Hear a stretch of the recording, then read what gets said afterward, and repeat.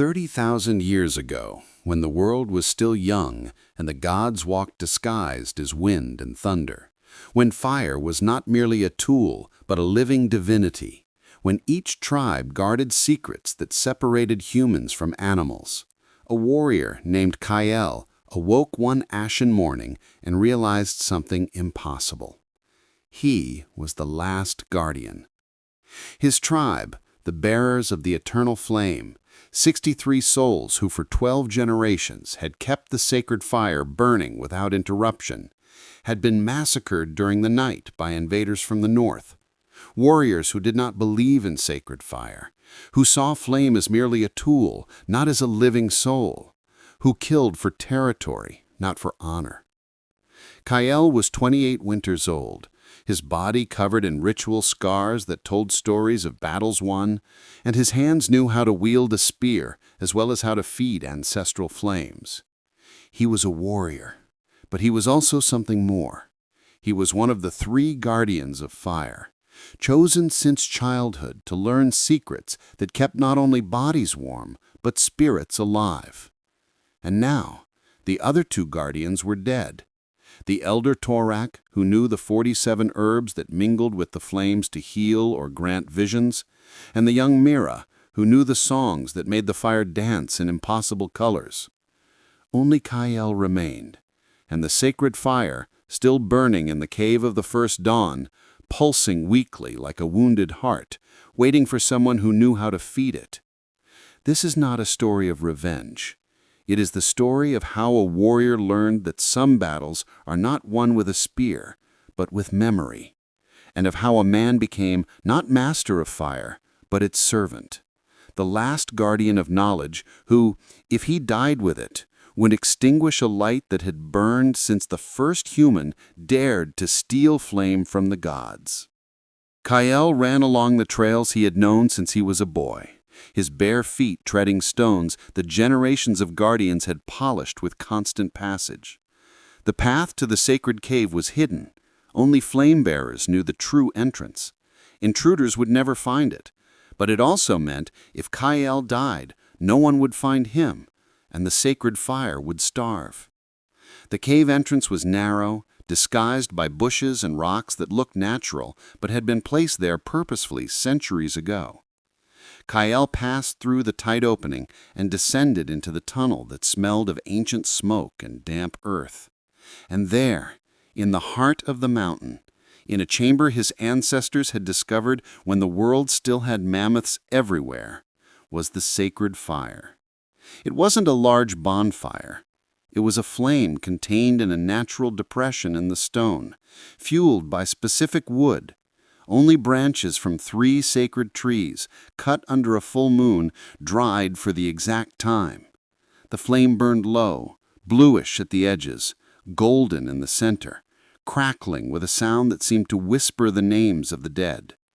But she was weak, very weak. Kael knelt, his hands trembling not from fear, but from the weight of responsibility. He knew the basics. He knew which woods to use, how to blow without extinguishing the flames, the words of gratitude spoken when feeding them. But Torak knew the deepest secrets, the mixtures of resin and herbs that made fire heal, that made smoke bring visions, that made flames burn for days with just a handful of twigs. And Mira knew the songs, wordless melodies that her ancestors had created by observing how fire danced, imitating its rhythm, creating harmony between human and flame that made the impossible happen. Kael knew how to fight. He knew how to kill. He knew how to survive. But he didn't know how to be a complete guardian. He was a warrior forced to be a priest, and he wasn't sure if he could manage it. He fed the fire with dry branches stored in the cave, gently blew on it, and murmured the basic words. Flame that never dies, accept my offering. Flame that first saw humanity, teach me your way. Flame that warmed my ancestors, do not abandon me now. The flame responded. It grew a little, crackled with approval. But Kael knew that wasn't enough. He needed to learn the lost secrets, or the flame would die, and with it, the soul of his people would die. While the fire burned steadily, Kael explored the cave for the first time without haste, without the supervision of elders, and he saw things he had never noticed before. The walls were covered in paintings, not decoration, but teaching. Generations of guardians had drawn with charcoal, red ochre, white clay, telling stories in images. There was a drawing by the first guardian, a human figure with open arms before an enormous flame, rays of light emanating from its head as if it were the sun. There were drawings of specific plants. Kael recognized some, but others were a mystery. There were symbols that seemed to represent seasons, phases of the moon, positions of stars. And there were sequences, like visual recipes. One showed serrated leaf plant plus pine resin plus feeding the fire at sunset equals smoke that cured a deadly cough. Another showed yellow root plus animal fat plus chanting 3 times equals a flame that burned even in the rain. Kael touched the paintings with reverence. His ancestors had left a library, not of words.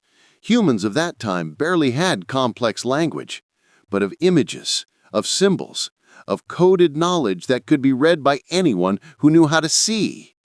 The problem, he didn't know how to see completely. He recognized perhaps half of the plants. He understood perhaps a third of the symbols. And the music was represented by waves and lines that he couldn't translate into melody. Torak, Mira, they left me a library I don't know how to read. How can I be a guardian if I don't understand what I guard?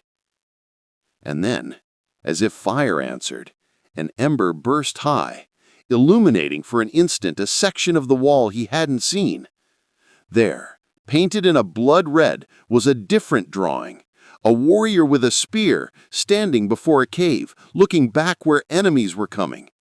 And below him words, not words of sound, but symbols that Kael felt more than read.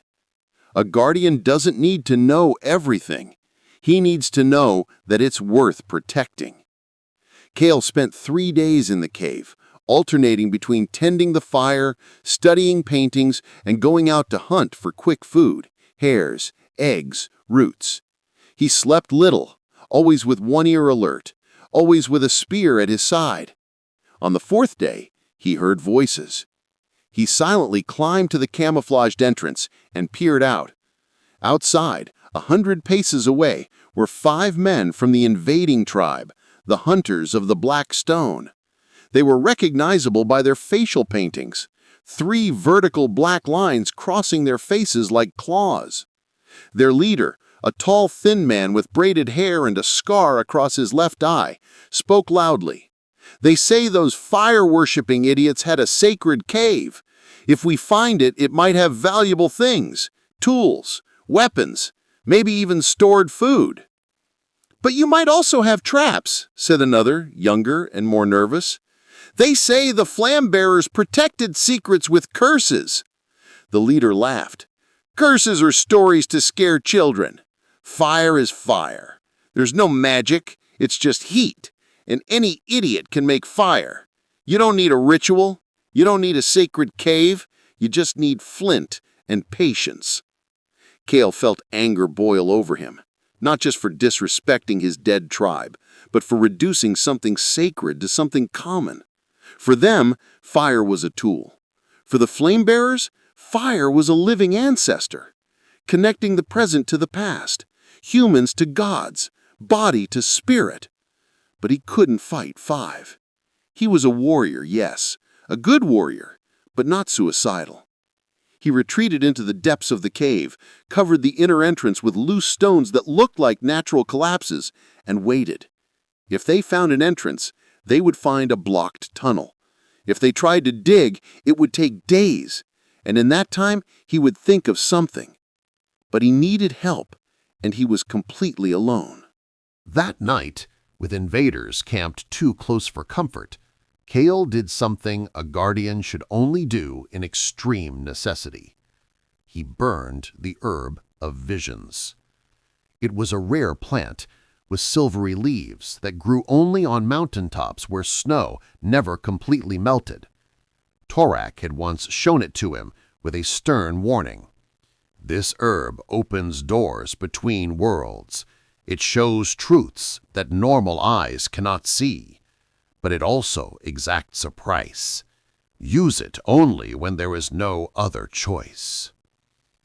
Kael threw 3 leaves into the flames. The smoke that rose was dense, sweet, hypnotic. He took a deep breath, and the world changed. The cave walls began to pulse as if breathing. The paintings moved, figures of ancestors emerging from the stone, walking through the cave, touching fire, smiling at him. And then he saw Torak, the dead elder, standing before him, transparent but present. "Kael," the elder's voice echoed not in his ears, but in his mind. "You didn't come here to learn everything we knew. You came to learn what you need to know." "But I know nothing. I am a warrior, not a sage. How can I keep knowledge I don't understand?" "A guardian doesn't keep knowledge. He keeps possibilities. He keeps a library so that one day someone who understands can read. Your job is not to know everything. It's to keep the fire alive until the next guardian arrives. And he will come. He always comes. If the fire doesn't go out, there will be a future.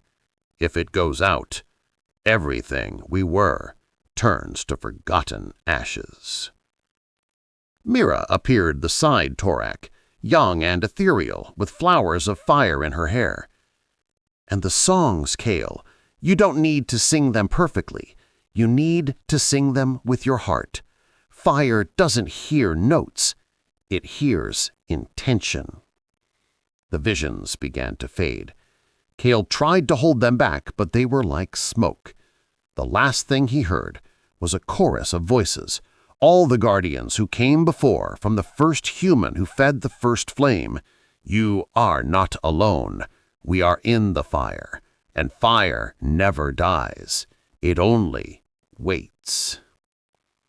Kael awoke with the sun rising through the distant crevice of the cave. The herb of visions had burned completely, and he was different. He didn't know anymore. He wasn't stronger, but he had something new. Purpose. He wasn't just a survivor. He wasn't just a warrior. He was a bridge between past and future, between the dead and the living, between ancestral knowledge and generations yet to be born. The invaders were still out there. They still wanted to find the cave. They still despised the sacred. But Kael had something they didn't. He had a reason to fight that went beyond territory or food. He had a mission worth dying to complete, to keep the fire burning. Not for himself, for those who would come after. The journey from warrior to guardian had begun, and nothing would be the same again. In the days following the vision, Kael began to do something no warrior of his tribe had ever done: study like an elder. He spent hours before the paintings on the walls, trying to decipher the symbols his ancestors had left behind. He had no Torak to explain. He had no Mira to demonstrate. He only had images, fire, and determination. He began with the simplest, the plants. There were 17 different drawings of plants, each with a specific symbol beside it. Some he recognized immediately. The serrated leaf was from the cough-curing plant, which grew near streams. The twisted root was from the bitter bush, which, when burned, repelled mosquitoes. But others were a mystery. There was a 6-petaled flower he had never seen. There was a spotted fungus that looked dangerous. There was a tree bark with a specific pattern he couldn't identify. Then he had an idea. Go out and search. He took charcoal and smooth stone and began to copy the drawings he didn't recognize. During quick hunts for food, he also searched for plants. And when he found something that matched the drawings, he He would collect a small sample, take it to the cave, and compare it with the painting. It took 5 days, but he had identified 12 of the 17 plants. The other 5 remained a mystery. Perhaps they only grew in other seasons, or in distant places he couldn't reach now. But 12 was a start. And with 12, he could begin to experiment. The sacred fire was not like ordinary fire. Kael had known this since childhood. Ordinary fire burned yellow and orange, crackled loudly, and consumed any wood. But the sacred fire, when well fed, burned with shades of blue at the edges, emitting heat that warmed not only the body, but something deeper, as if warming the very soul. Torak had once explained, ordinary fire burns wood, sacred fire burns essence. That's why it needs specific wood, harvested with respect, prepared with intention. Kael examined the paintings that showed the feeding process. There was a specific sequence. First, ancient oak wood, a tree with at least 100 winters, cut only from branches that had already died naturally, never forcibly uprooted. Second, resin of 3 different types: pine for aroma, birch for lasting heat, cedar for clean smoke. Third, blow not with your mouth, but with a hollow bamboo tube so that pure air enters without the moisture of human breath. Fourth, sing, always sing. The songs were a problem. Kael had known this since childhood. Ordinary fire burned yellow and orange, crackled loudly, and consumed any wood. But the sacred fire, when well fed, burned with shades of blue at the edges, emitting heat that warmed not only the body, but something deeper, as if warming the very soul. Torak had once explained, ordinary fire burns wood, sacred fire burns essence. That's why it needs specific wood, harvested with respect, prepared with intention. Kael examined the paintings that showed the feeding process. There was a specific sequence. First, ancient oak wood, a tree with at least 100 winters, cut only from branches that had already died naturally, never forcibly uprooted. Second, resin of 3 different types: pine for aroma, birch for lasting heat, cedar for clean smoke. Third, blow not with your mouth, but with a hollow bamboo tube so that pure air enters without the moisture of human breath. Fourth, sing, always sing. The songs were a problem. Kael had known this since childhood. Ordinary fire burned yellow and orange, crackled loudly, and consumed any wood. But the sacred fire, when well fed, burned with shades of blue at the edges, emitting heat that warmed not only the body, but something deeper, as if warming the very soul. The songs were a problem. Kael knew basic melodies. He had heard Mira sing 1,000 times, but he had never paid real attention. For him, a warrior focused on spear and strategy, songs were background noise, not essence. Now, alone with the fire that depended on him, he tried to remember. He started softly, unsure, with a melody he thought was correct. The fire wavered, as if rejecting it. He tried again, adjusting the tone. It wavered less. On the 10th attempt, he found something the fire accepted. The flames danced softly, grew a little, and for the first time in days, Kael saw intense blue at the edges. It wasn't perfect. It wasn't how Mira sang, but it was something. And fire, it seemed, preferred imperfect song with an honest heart to no song at all. On the 10th day after the massacre, while Kael was hunting hares in a distant clearing, he heard a sound he didn't expect. Human crying. Not crying in pain. Crying in silent despair, trying to be discreet but failing. He followed cautiously, spear at the ready. And he found a girl, no more than 12 winters old, thin as a twig, with torn clothes and bleeding feet. She was trying to start a fire using a primitive method, rubbing sticks together, but she was too weak, too wet, too defeated. When she saw Kael, she recoiled, terror in her eyes. "Please, don't kill me. I have nothing. They've taken everything." Kael lowered his spear. "I won't kill you. Who are you? Where do you come from?" The girl hesitated. Then the words came out in a torrent. "I'm Mira from the Green Valley tribe. The Blackstone hunters attacked us 5 days ago. They killed my father, my mother, took my younger brother. I managed to escape. I'm alone." Kael's heart tightened. She was a survivor, like him, the last of her tribe, like him, and still a child.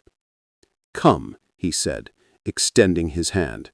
"I have shelter, food, fire. I won't hurt you. I'll protect you." Mira looked at the outstretched hand as if it were a miracle. Then, with trembling fingers, she accepted. Kael took her to the cave, not to the sacred fire chamber, not yet. First, to the antechamber where he kept dried meat and hides. He gave her food, water, a blanket. She ate like a starving animal, then collapsed into an exhausted sleep. And Kael realized something. He was no longer completely alone, and having someone to protect changed everything. It took 5 days, but he had identified 12 of the 17 plants. The other 5 remained a mystery. Perhaps they only grew in other seasons, or in distant places he couldn't reach now. But 12 was a start. And with 12, he could begin to experiment. The sacred fire was not like ordinary fire. Kael had known this since childhood. Ordinary fire burned yellow and orange, crackled loudly, and consumed any wood. But the sacred fire, when well fed, burned with shades of blue at the edges, emitting heat that warmed not only the body, but something deeper, as if warming the very soul. Torak had once explained, "Ordinary fire burns wood. Sacred fire burns essence. That's why it needs specific wood, harvested with respect, prepared with intention." Kael examined the paintings that showed the feeding process. There was a specific sequence. First, ancient oak wood, a tree with at least 100 winters, cut only from branches that had already died naturally, never forcibly uprooted. Second, resin of 3 different types: pine for aroma, birch for lasting heat, cedar for clean smoke. Third, blow not with your mouth, but with a hollow bamboo tube so that pure air enters without the moisture of human breath. Fourth, sing. Always sing. The songs were a problem. Kael had known this since childhood. Ordinary fire burned yellow and orange, crackled loudly, and consumed any wood. But the sacred fire, when well fed, burned with shades of blue at the edges, emitting heat that warmed not only the body, but something deeper, as if warming the very soul. Torak had once explained, "Ordinary fire burns wood. Sacred fire burns essence. That's why it needs specific wood, harvested with respect, prepared with intention." Kael examined the paintings that showed the feeding process. There was a specific sequence. First, ancient oak wood, a tree with at least 100 winters, cut only from branches that had already died naturally, never forcibly uprooted. Second, resin of 3 different types: pine for aroma, birch for lasting heat, cedar for clean smoke. Third, blow not with your mouth, but with a hollow bamboo tube so that pure air enters without the moisture of human breath. Fourth, sing. Always sing. The songs were a problem. Kael had known this since childhood. Ordinary fire burned yellow and orange, crackled loudly, and consumed any wood. But the sacred fire, when well fed, burned with shades of blue at the edges, emitting heat that warmed not only the body, but something deeper, as if warming the very soul. The songs were a problem. Kael knew basic melodies. He had heard Mira sing 1,000 times, but he had never paid real attention. For him, a warrior focused on spear and strategy, songs were background noise, not essence. Now, alone with the fire that depended on him, he tried to remember. He started softly, unsure, with a melody he thought was correct. The fire wavered, as if rejecting it. He tried again, adjusting the tone. It wavered less. On the 10th attempt, he found something the fire accepted. The flames danced softly, grew a little, and for the first time in days, Kael saw intense blue at the edges. It wasn't perfect. It wasn't how Mira sang, but it was something. And fire, it seemed, preferred imperfect song with an honest heart to no song at all. On the 10th day after the massacre, while Kael was hunting hares in a distant clearing, he heard a sound he didn't expect. Human crying.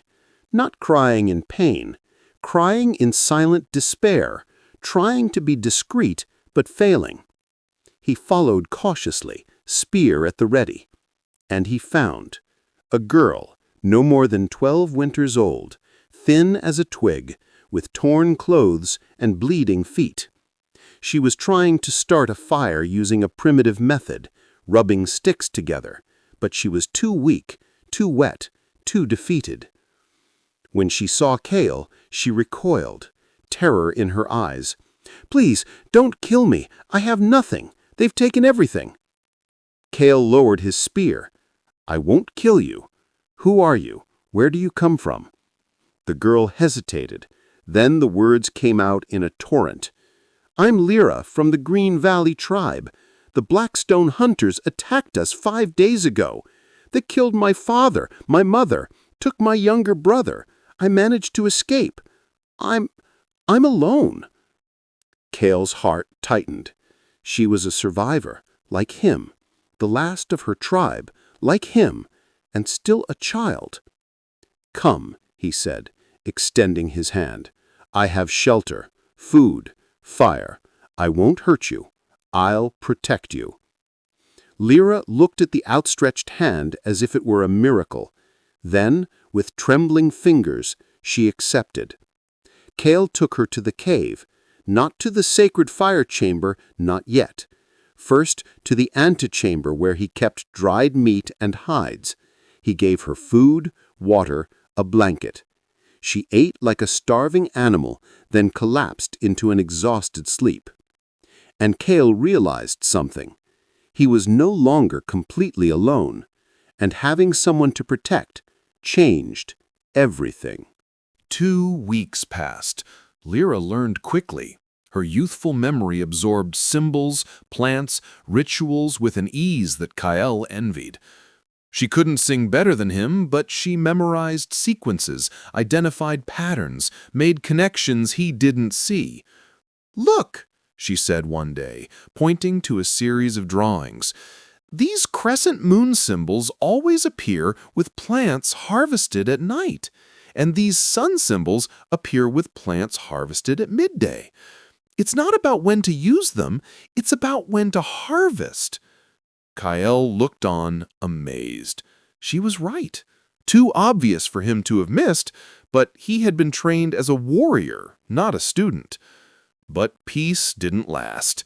On the 16th day, while Lyra practiced identifying plants in a nearby clearing, always under Kael's watchful eye, they heard voices again.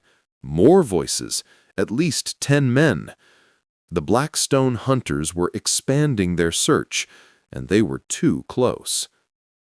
Kael and Lyra hid behind a large rock. They watched. The leader, the same man as before, with a scar over his eye, seemed frustrated.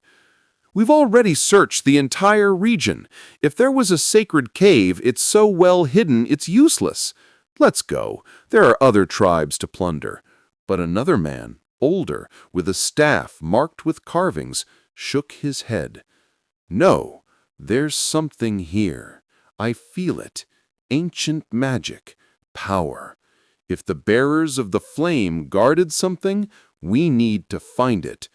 Because if we leave it, another group might find it first, and power in the wrong hands is dangerous." "Power," the leader laughed. "They're just stories." "Stories have power," the old man said seriously.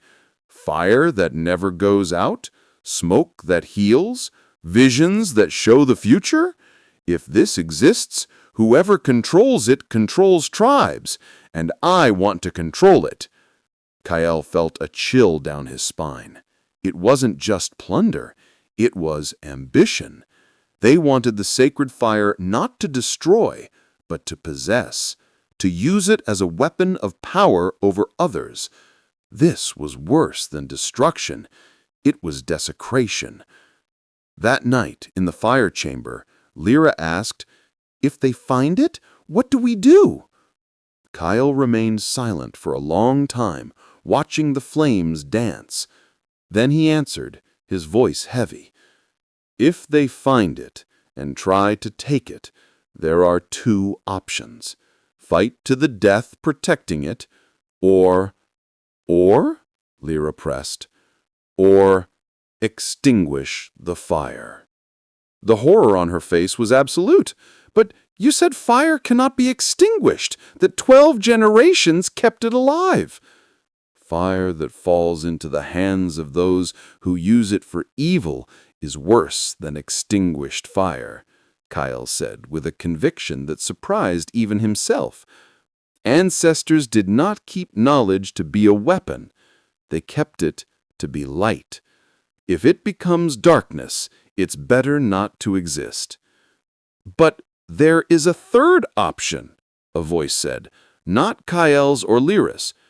They both turned, startled. There, at the entrance of the chamber, stood a human figure, but transparent, made of smoke and light. Torak! Not a vision of grass, a spontaneous vision, summoned by the fire itself. "Third option," continued the spirit of the elder, "is to teach so many that knowledge cannot be controlled, to spread light instead of hiding it, to make the sacred fire not a secret of the few, but an inheritance of many." Kael frowned. "But protected secrets are safe secrets." "No," Torak shook his ethereal head. "Hidden secrets are fragile secrets. One guardian dies and everything dies. But shared knowledge, taught, spread, that survives wars, massacres, eras. That becomes immortal." The figure began to fade. Last thing it said was, "You are the last guardian of the old form, but you can be the first guardian of the new. Choose, Kael, to hide or to spread, to die alone or to live in many." And it vanished, leaving only smoke that smelled of cedar and thyme. Kael looked at Lyra, who stared back with wide eyes, and then he looked at the fire, at the paintings, at the ancestral library he had sworn to protect, and he made a decision that would change everything. He would not protect knowledge by hiding it. He would protect it by teaching it. He would not be the last guardian who dies alone. He would be the first teacher who creates thousands. War was coming, but he would fight not with a spear, with wisdom, and he would win not by killing enemies, but by making them unnecessary. In the days following Torak's vision, Kael and Lyra worked harder than ever. But not just maintaining the fire, preparing something bigger. If the knowledge was to be spread, it needed to be organized, simplified, made teachable to those who had never seen sacred fire. Kael began by doing something revolutionary, creating new symbols. The ancestral paintings were complex, full of layers of meaning that took years to understand. But he needed a simple version, a version that anyone from any tribe could learn in weeks, not decades. He used charcoal and white clay to draw on a clean section of the wall. Sun symbol equals plants harvested during the day. Moon symbol equals plants harvested at night. Drop symbol equals plants that need water when being prepared. Flame symbol equals plants that must be burned. Hand symbol equals plants that can be safely touched. Skull symbol equals poisonous plants, use only with extreme caution. It was code, a system, something that could be taught methodically. Kael contributed by creating visual recipes, sequences of symbols that showed step by step how to prepare remedies, how to make fire burn in different colors, how to create smoke that would ward off predators. "It's like telling a story without words," she said, proud of her creation. "Anyone who sees it understands what to do." But a problem remained: how to teach if they remained hidden in the cave? How to spread knowledge if invaders were actively searching for them? The answer came from an unexpected place. On the 20th day, while Kael was hunting far from the cave, he found a wounded man leaning against a tree. He was old, with white hair and a long beard, blood dripping from a deep wound in his leg. And he had 3 black lines painted on his face, the mark of the hunters of the black stone. It was the enemy, the old shaman who wanted to control the sacred fire. Kael raised his spear, ready to end the threat, but the old man did not react. He merely looked at him with weary eyes and said, "If you've come to kill, kill. I'm dying anyway, but if you have a shred of mercy, listen first." Something in his voice, resignation, not fear, made Kael hesitate. "Speak, you have a minute." "My name is Vereth," said the old man, coughing up blood. "I was the hunter's shaman for 40 winters. I taught that power comes from strength, that magic is control, that secrets are weapons. And I was wrong." Kael narrowed his eyes. "Why should I believe you?" "Because my own leader betrayed me," Vereth laughed bitterly. "When I questioned their brutal methods, when I suggested that perhaps the sacred should be respected, not stolen, they threw me to the wolves. Literally. I escaped, but—" he pointed to his lacerated leg. "Not for long. And what do you want from me?" "Redemption," Vereth said simply. "I've lived my life taking. I want to die giving. If you truly are the guardian of the sacred fire, and I know you are, I've seen signs, felt your presence, then let me teach you something before I die, something that even a bad shaman knows that a good warrior doesn't." Kael should have killed. He should have let him die. But he remembered Torak saying, "Spread knowledge." And knowledge comes from strange places sometimes. He took Vereth to the cave. Lyra protested, "He's an enemy." But Kael silenced him with a gesture. He treated the wound with herbs that paintings had taught, gave him water, gave him meat. And Vereth in return taught him. "Your tribe," Vereth began when he had the strength to speak, "kept secrets of fire. My tribe kept secrets of the mind. Both important, both incomplete on their own." He explained something Kael had never considered. Sacred fire wasn't just about physical flames. It was about inner flames, about how humans see the world, how they create meaning, how they connect the present to the past through ritual and history. "Do you see paintings on these walls?" Verith pointed.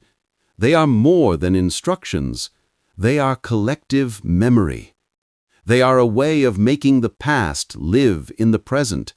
And that, young warrior, is the most powerful magic there is. Not magic to control others, magic to connect generations. He taught Kael about trances, not with herbs, but with breath, with repetitive chanting, with fixation on a single point until the mind opened normally closed doors.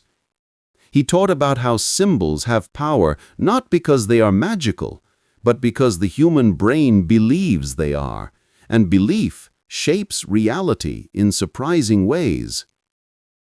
If you teach someone that the smoke from this herb cures a cough, he explained, and the person believes it, it often cures even if the herb has no real properties, because the mind commands the body more than we imagine. This is not fraud, it's using a tool that nature gave us. Lyra listened, fascinated. Kael listened, suspicious but intrigued. In the 3 days that Verith lived, because the wound was too deep, infection had set in, he transferred a lifetime's worth of knowledge.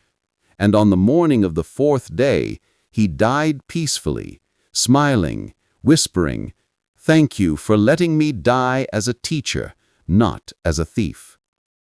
They buried him near the cave, with stones piled up and an oak branch planted on top, a ritual that Verith had described as the highest honor in his culture. And Kael learned a lesson. Even enemies can have wisdom, and redemption is always possible for those who genuinely seek it. With knowledge now expanded, Kael's symbols, Lyra's visual recipes, Verith's shamanic teachings, the time had come to test the theory. Could they really teach? Kael began by leaving signs along the main trails of the region. Not obvious signs, invaders were still searching, but subtle signs. Stones stacked in a specific way, branches broken at a particular angle, marks on trees that only someone seeking help would recognize. It was a call for survivors, for refugees, for the lost. And it worked. Over 2 moons, 7 people arrived, not all at once, 1 here, 2 there, another alone. They all had similar stories, tribes destroyed by violence, famine, disease. They were all last or nearly last. They all sought not only survival, but purpose. There was Joran, a 30-year-old hunter who had lost his entire family to an avalanche. There were the twins Mira and Sira, 17-year-old girls whose tribe had been decimated by fever. There was Oren, a 10-year-old boy who had been lost during migration and never found his people again. And 3 others, each with invisible but deep scars. Kael gathered them in the antechamber of the cave. He hadn't shown them the sacred fire yet. That would come later if they proved worthy. First, he tested them. "Why have you come?" Joran answered first, "Because signs promised community, and I'm tired of being alone." Mira said, "Because symbols on the trees showed knowledge, and knowledge is the only wealth that cannot be stolen." Oren, the youngest, simply said, "Because I was hungry and cold and afraid, and here, for the first time in moons, I don't feel those things." These were honest answers, answers from broken people seeking to mend themselves. "Then," said Kael, "I will teach. But I need an oath. Not an oath of obedience. I am not a leader. An oath of purpose. What you learn here, you will one day teach others. Knowledge is not to be kept. It is to be spread. Do you agree?" Everyone agreed. And there, In that damp antechamber of a hidden cave, the first school in human history was born. Not a school of warriors, a school of guardians, of people who would learn not to have power, but to protect wisdom. On the 40th day since the massacre, the hunters of the Black Stone finally found the cave. Not by cunning, by accident. One of the apprentices, Yoren, had been less careful covering the trail, and skilled trackers followed. 15 warriors arrived, led by the man with the scar over his eye. They surrounded the entrance. They shouted, "Come out, coward! We know you're there! Hand over the sacred fire or die!" Inside the cave, the 9 apprentices looked at Kael with fear. He had a spear. He had warrior knowledge. But it was 15 against 1. The others didn't know how to fight. But then Lyra said something surprising. "You don't need to fight. You need to show." Show what? That knowledge is no longer a secret. It's already spread. It can no longer be controlled. Kael understood. He smiled, and he left the cave not with a spear, but with torches. 9 torches, all lit from the sacred fire, all burning with a faint blue hue. The warriors recoiled, surprised. "You're late," Kael said calmly. "Sacred fire no longer belongs to one tribe. It belongs to 9, and soon it will belong to 90, and then to 900. You can kill me, you can kill us all, but you cannot steal knowledge that has already been taught. You cannot steal what we have already freely given." The scarred leader frowned. "You're bluffing." "No," Mira said, stepping forward with a torch in hand. "He taught us symbols, recipes, rituals. We already know. And if you die, we will teach others, and they will teach others. Winning now means nothing. You've already lost a bigger war." It was a partial bluff. They only knew the basics, but there was enough truth to plant doubt. The hunter's leader looked at his men, then at the 9 bluish torches, then at Kael, and he made a decision that Torak would have approved. "You can learn, but not here. Not now. First, prove that you deserve it. Stop attacking weak tribes. Stop stealing. Build something instead of destroying. And when you prove by actions, not words, that you have changed, come back, and I will teach you." The leader spat on the ground, not an insult, but a sealing of agreement in his culture. "I will return, and you will see that the hunters of the Black Stone can be more than their name suggests." He and his men left, not happy, but not hostile. Something had changed, something fundamental. When they disappeared into the forest, Oren, the boy, asked, "What if they come back to attack?" "They can come back," Kael said, looking at the bluish torches in the hands of his apprentices. "But it doesn't matter, because now we know something they haven't fully understood yet. Knowledge protected by secrecy is fragile.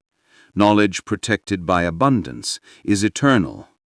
The more we spread it, the stronger it becomes. Not because we hide it, because we share it."